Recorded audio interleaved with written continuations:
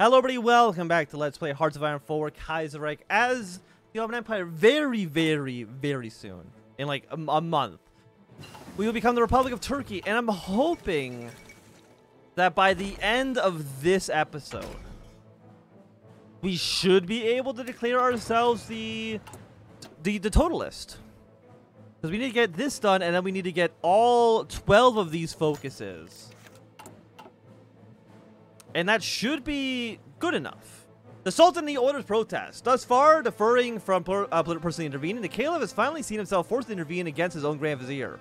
As the radical secularization is done with almost brute force, he isn't the only one opposed to reforms that are fundamentally changing the Ottoman state and, at least, according to the conservatives, inflicting massive damage on the pillars of his society, bordering on heresy and treason to the Caliph. The Sultan Caliph, who not only leads the Ottoman Empire, but also all of Islam itself, has therefore called for a meeting with the Salek al-Islam and his cabinet to revert the decision to close the Sufi lodges and reinstate their influence. Outside the palace walls, protests are rocking the nation as conservative hotbeds such as Busra, Konya, and Lestan angrily react to the reforms. Look, okay, sometimes... Have you tried just, like, shutting up? just be quiet? In 20 days, you're not even going to have a job. So, like, I don't know what you're wanting here. And give enough time, I can just get rid of the Caliph, I think. We can just abolish the title of Caliph. You oversaw it. Well, I mean, I guess you didn't oversee. I think your father... Was it actually his father, or was it, like, his uncle? Actually, I'm not too sure his relationship, or the current Sultan's relationship with the old Sultan.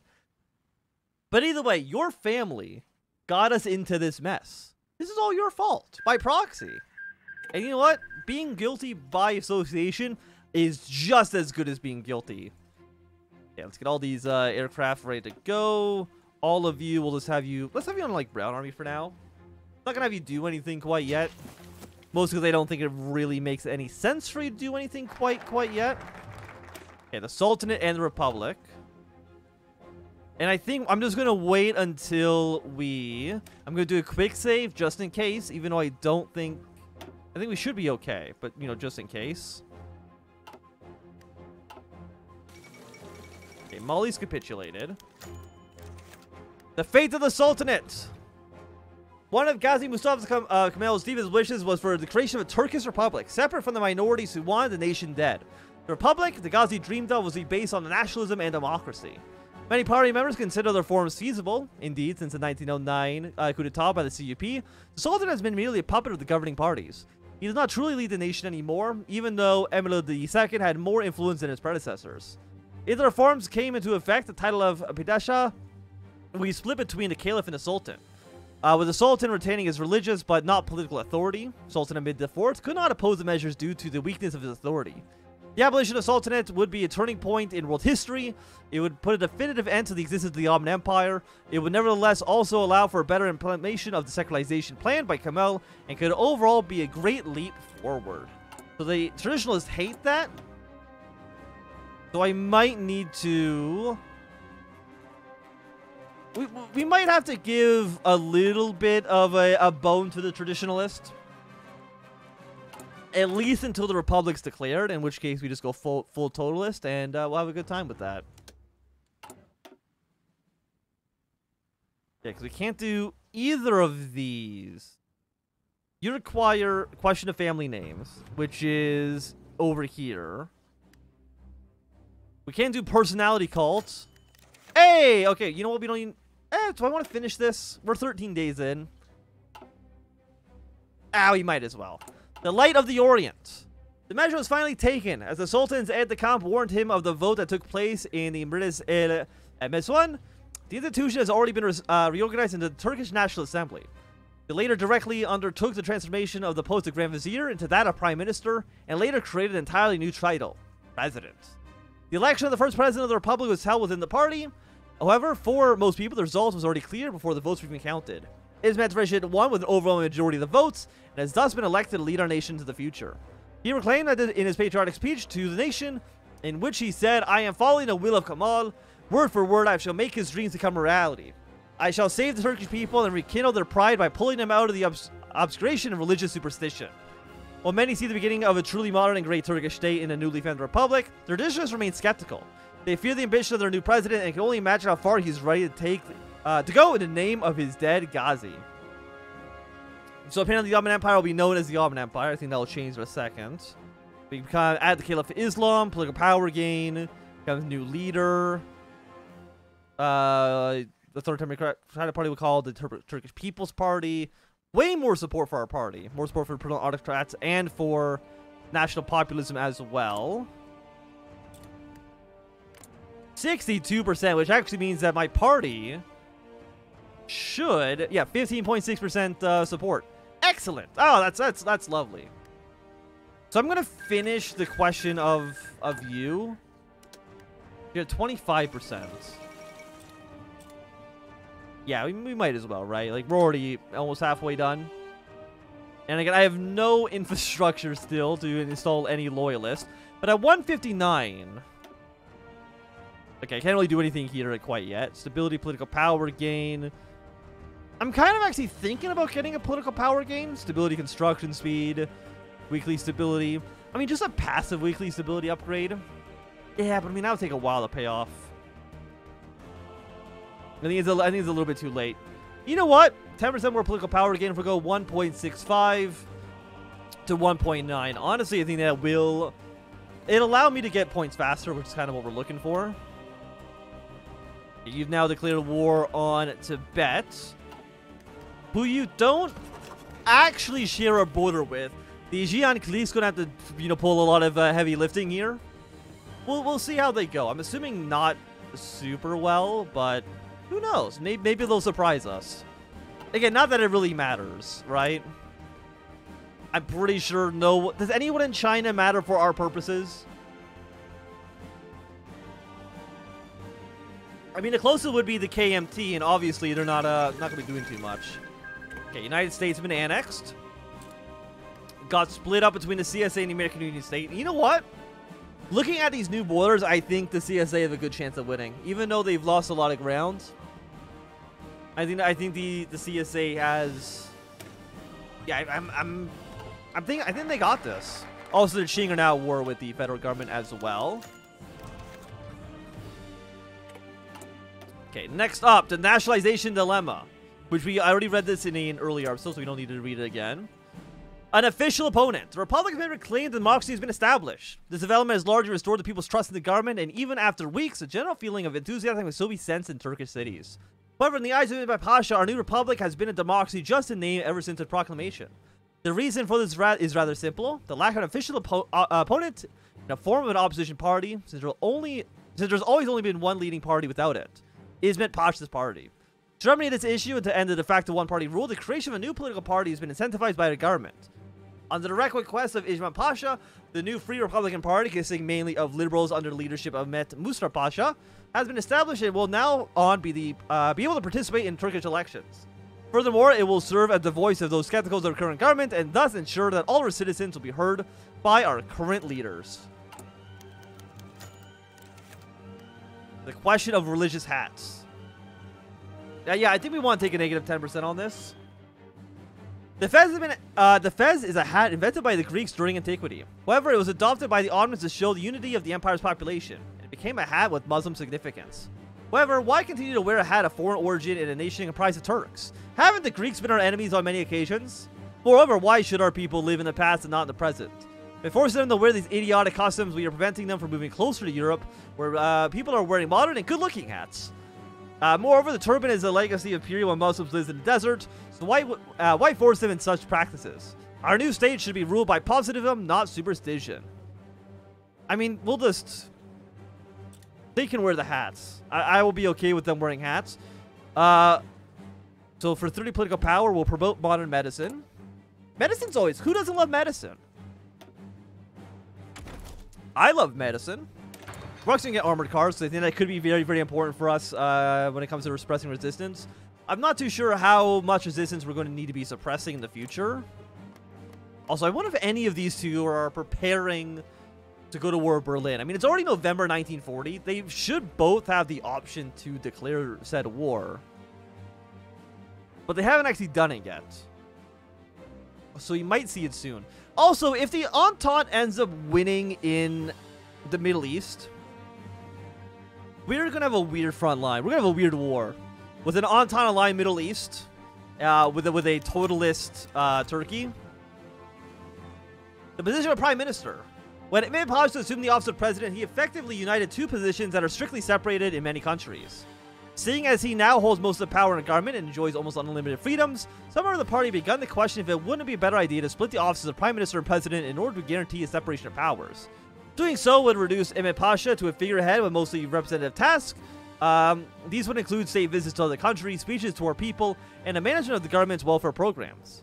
Meanwhile, the Prime Minister would become the embodiment of the legislator and set our main political goals. The influence he would have on our nation's politics would not be underestimated, which is why we should choose someone close to Kemal for this office. Lest our nation deviate from the course of the Ghazi as set in his will. Already, Parliament has decided on the man that would be perfect for the job, Kemal Bayar, an advocate of the democratic system and a close associate of Mustafa Kemal. Although Bayar would surely do a great job and be more than grateful to get the opportunity to carry on the flame of the Ghazi has ignited, we could also just stick with Ep.4 Pasha and let him keep both positions. While this would also let him keep the powers that a minority of the party deems a threat to democracy, Ep.4 Pasha has proven his capabilities and his good intentions through and through. Stripping away part of his powers could severely hurt our nation if they land in the heads of a man only half as competent as him. Now Parliament will have to decide if he wants to entirely entrust the future of our nation to Ep.4 Pasha, or if it wants to separate his powers to give Kemal a chance to prove his worth. So we can appoint you as an advisor. No, you know what? He can be both. Why not just have the president? You know, have like an American system. If you're going to have just one position, he's both prime minister and president.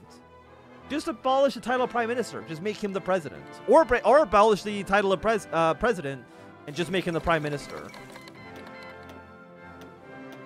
Okay, so Russia has begun the war.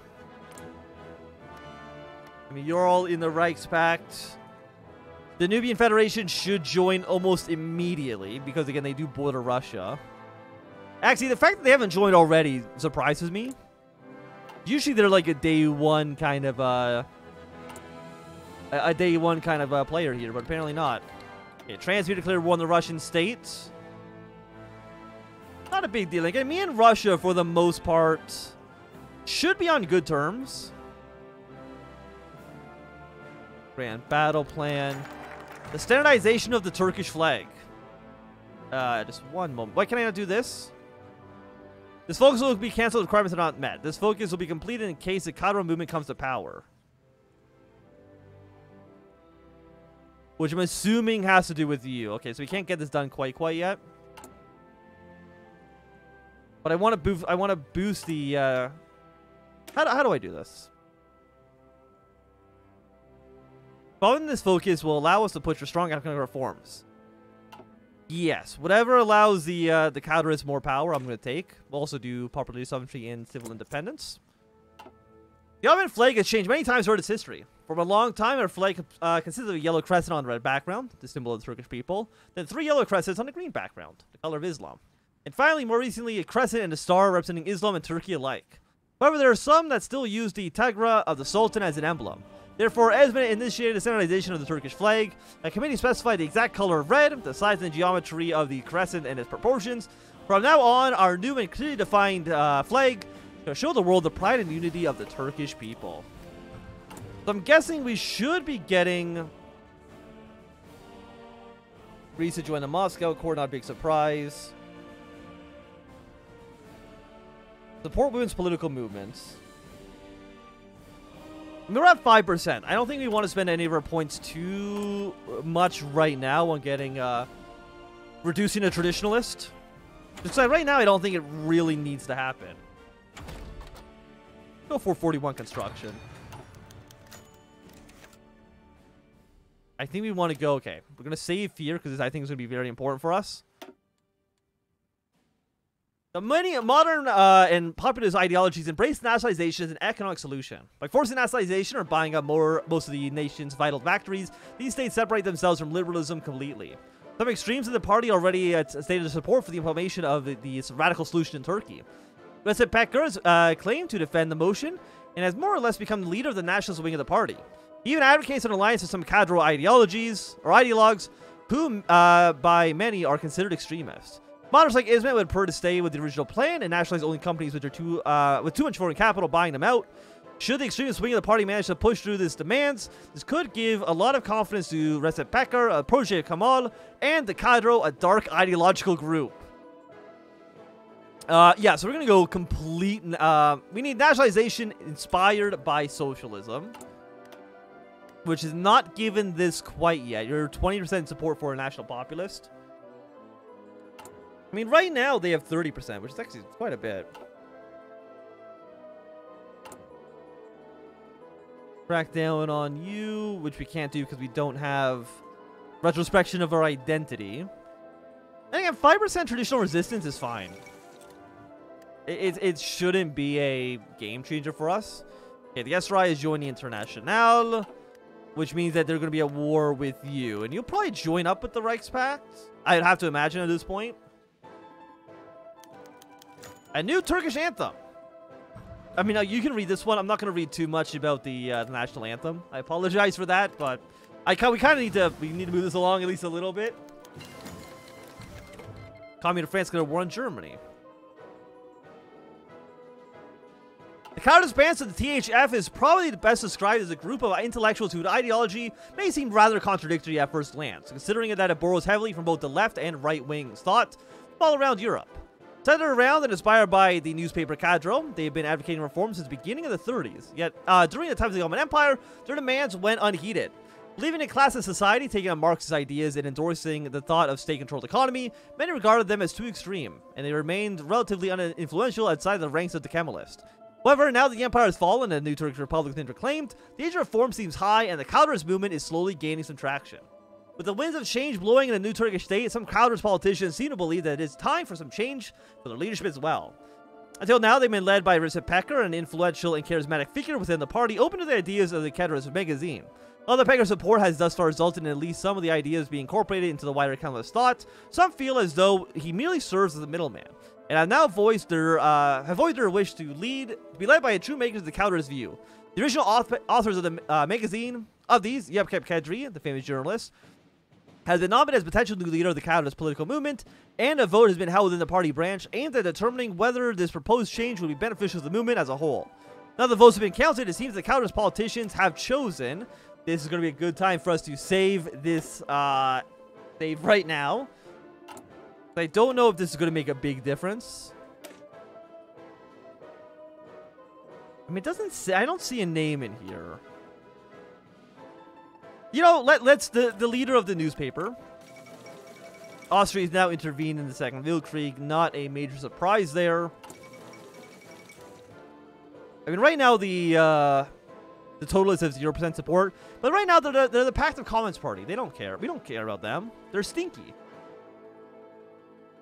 Okay, 2 citizens in the Reichspakt. Not a surprise.